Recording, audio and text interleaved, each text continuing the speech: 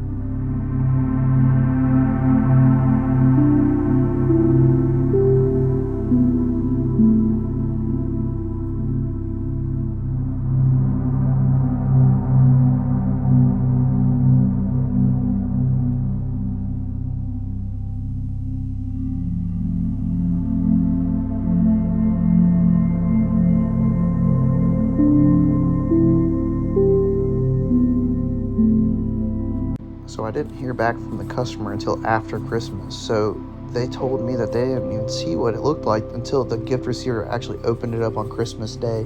They said that they loved the packaging that I sent so much. It was wrapped in butcher paper, wrapped in twine with IPS wax logo coin that I glued on the top, and they loved it so much. They said that it looks fantastic, and the gift receiver loved it. Thanks for your support. Until next time.